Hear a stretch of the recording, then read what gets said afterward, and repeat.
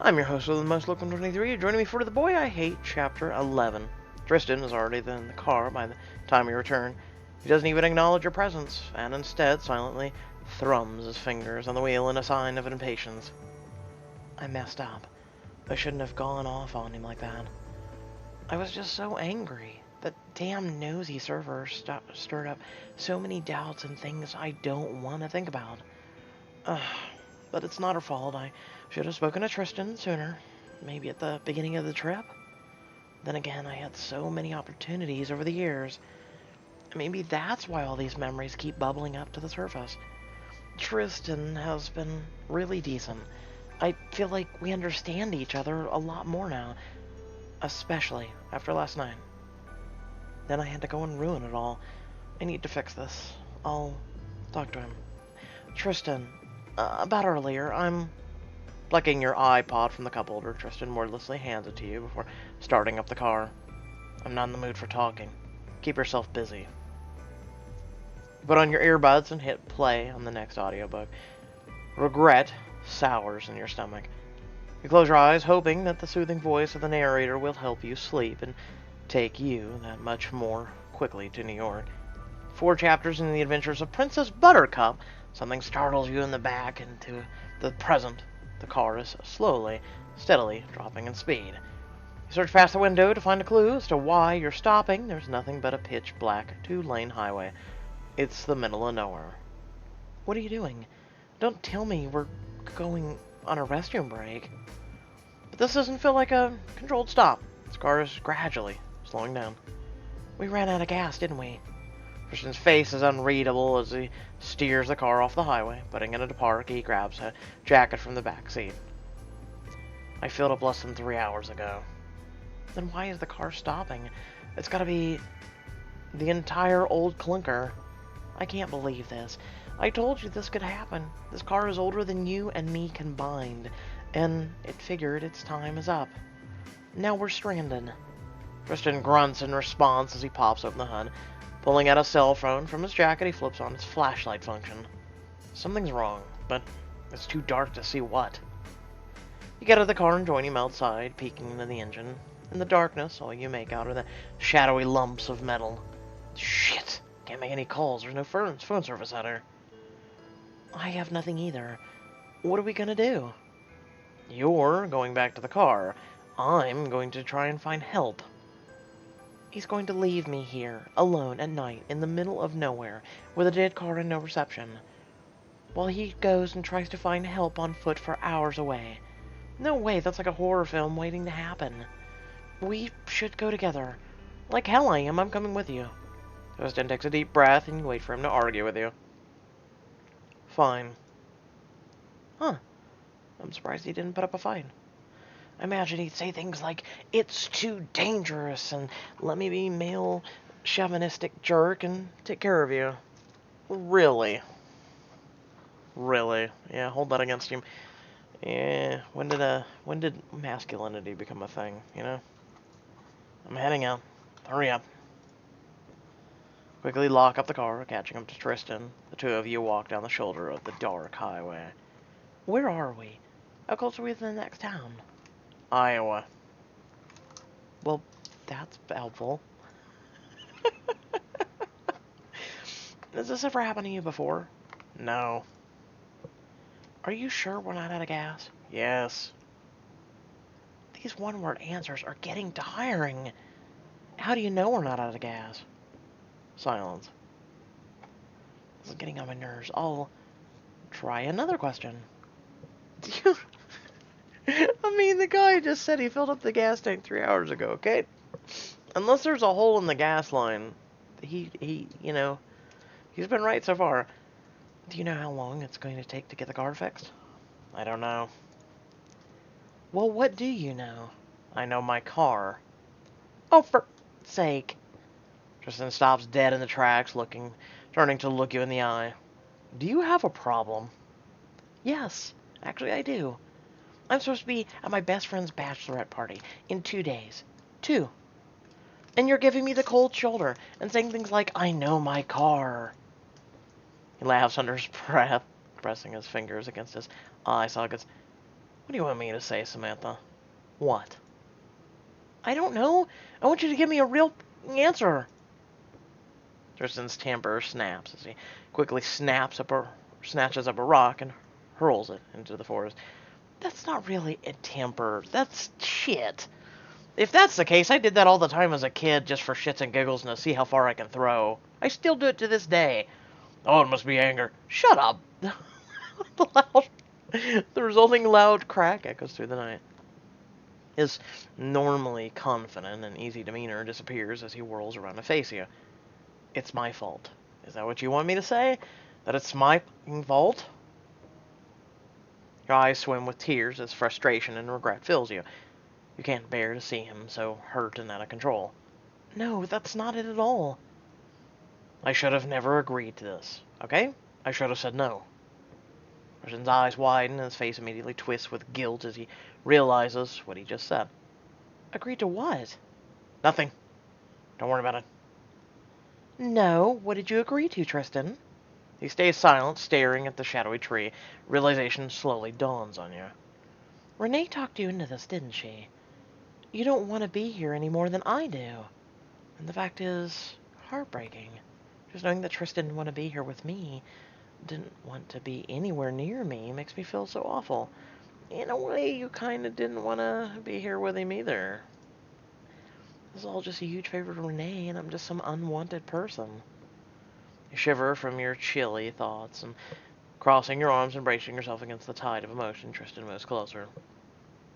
Samantha, look. I'm frustrated, scared, but we're in this together. I know. I didn't mean to scare you. Taking off his heavy jacket, Tristan drapes the thick material around your shoulders. The jacket is still warm, and he smells like him. He steps in front of you, your shivering body, and gently pulls the zipper up to your chin. I'm really sorry, Samantha.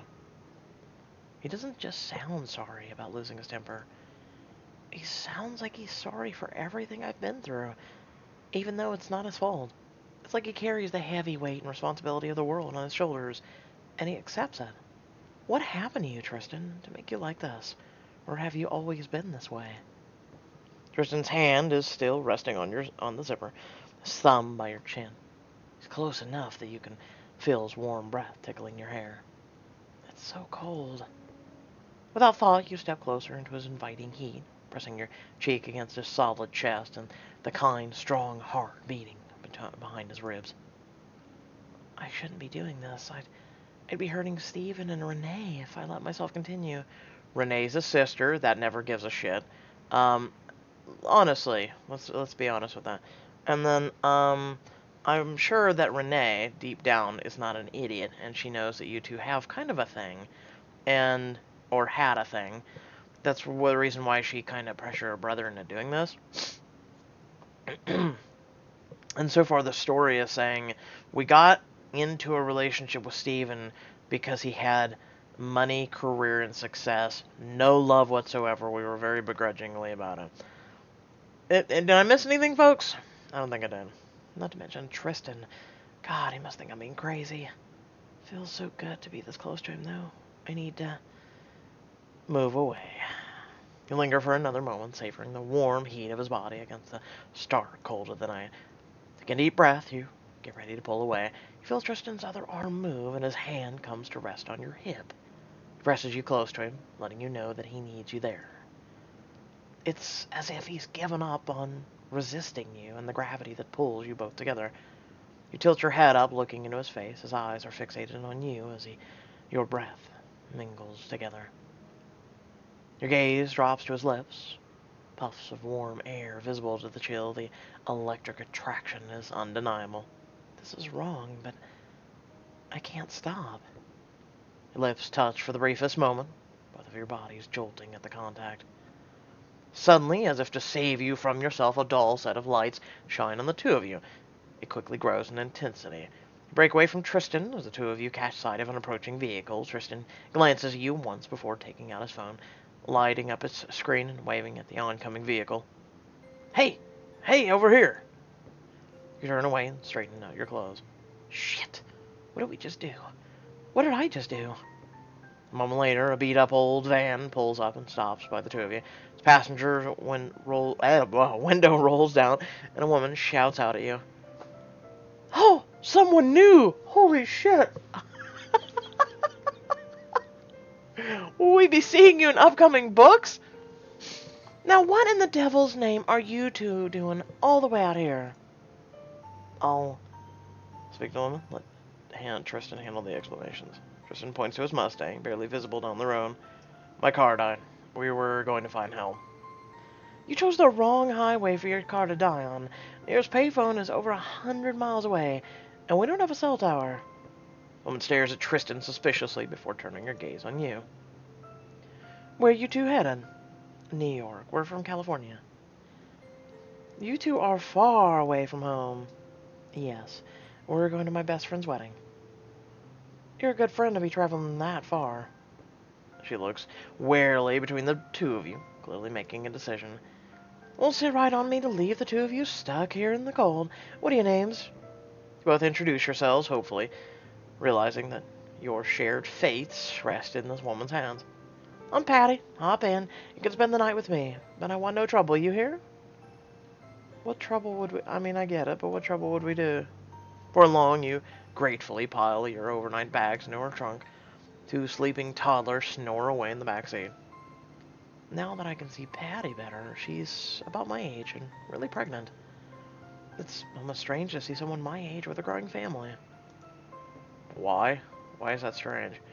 A hand gently presses on your shoulder, startling you. You twist around to see Tristan standing behind you. Go ahead and sit in the front with Patty. I'll sit in the back with the kids. What? There's hardly any space between the two car seats. You'll be really uncomfortable. It's fine. I like kids. Go ahead. Steven would never be fine with this arrangement. That's one of the big differences between the two. Tristan never complains. He always seems comfortable in his skin, everywhere and anywhere. Well, shit. I typically will keep it to myself, but there's times I don't feel comfortable in my skin. I think everyone feels that way, don't you? I don't think anyone's that carefree. Before he turns to get into the van, he leans down and whispers into your ear. We'll be okay. I promise. Is he talking about the car? About being stranded right before Renee's wedding? Or is he talking about us and about our kiss? Honestly, I'm not even sure I'm okay. I'm starting to question what I've been doing with my life for the past 6 years with Steven. If I can feel so much for a man and I haven't seen in a half-decade, how can I even think about the future with Steven? Whatever this is between me and Tristan. Needs to stop for good. It has bad timing. I don't want to cheat on Steven. He doesn't deserve this. He's really honest and hardworking, and I can't do this to him. When I see him in NYC on Friday, we'll talk and see where we can go from here. And afterward, Tristan and I can talk. Although, I'm not sure if I can brave enough to risk my heart again with him. You gave a... I'm actually malfunctioning. You gave a kiss when you were like 17 or 18. It was a kiss. He didn't break your heart. It was a kiss. Shut the fuck up, literally and figuratively. After a 20-minute winding trip through the darkness, Patty pulls into a nearby hidden driveway. A small lit house sits sheltered among the trees. Like I said, y'all lucky I drove down the highway tonight. I only came out to check on Mr. Miller's cattle since he went and had a heart attack last week. My husband's away for business again, so I appreciate y'all keeping me company. Y'all southern drawl, we should get that out now. Patty gets out of the cab and unbuckles her children from the back. She takes one and then the other, holding them like sacks of flour in her arms. Let me help you. Patty smiles at him, nodding, and hands him a kid. Sleepy small toddler nestles his blonde head on Tristan's shoulders, wiping his nose back and forth before falling asleep. The image stops you in your tracks. Seeing Tristan, normally so big and strong, and holding the baby so gently, the sight stirs a reaction low in your belly. It must be indigestion.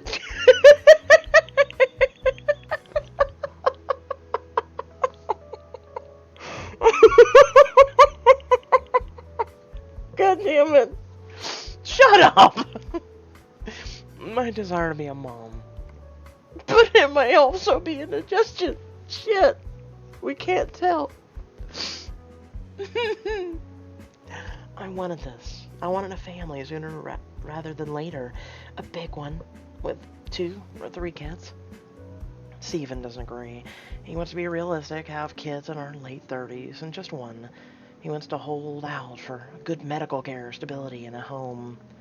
Seeing Tristan like this scene in front of me, makes me realize this huge gulf between Steven and me. Okay, stop. There's nothing wrong with stability, you know, being able to know you can take care of your kids and yourselves. There's nothing wrong with that. Patty ushers you both inside, and you step into a warm, cozy entryway. There are pillows and blankets in a hallway closet. Y'all can help yourselves. Given how cold it is tonight, I don't expect you two will mind a good cuddle. Patty shifts the baby in her arm and yawns wildly. I'm gonna excuse myself from doing the hostess duties tonight. These babies have downright tuckered me out. A door over there is to the party. Take a shower if you like. Towels are in with the pillows. Not you two. Wow, just here's my house. How about it? Finishing up the tour, Patty reaches over to Tristan and takes the toddler from his arms. She disappears into her bedroom. You walk quietly in the living room, nervous to be suddenly alone with Tristan again. The living room is clean, with a huge big screen TV mounted on the wall across from it. There's only one couch. That's why she said, I don't think you'll mind a cuddle. You dig into your bag for your phone, needing to talk to Steven because the situation is becoming too much. Still no bars. Tristan, is your phone working? No. Service is still on. You'll walk over to the window to look outside. Figures. Tristan joins you at the window. Standing close by, just being near him makes your pulse race. You have a boyfriend, Samantha. Steven loves you. You love him. Don't do this to him. We should go to bed. We have a big day in the morning. Tristan doesn't move. Are we going to talk about this? Should I talk to him? We can't continue dancing around each other, can we? You're killing me. We should talk about it. We should forget it. No, let's not talk about it. Let's forget about everything that's happened. It can't have happened. I'm not going to climb into bed with you, Tristan. I didn't say you were. There's only one couch. I'll take the floor. Steven would never take the floor. He'd complain so much. I mean, most people would say, the floor, but I'm willing to do it for you, but okay.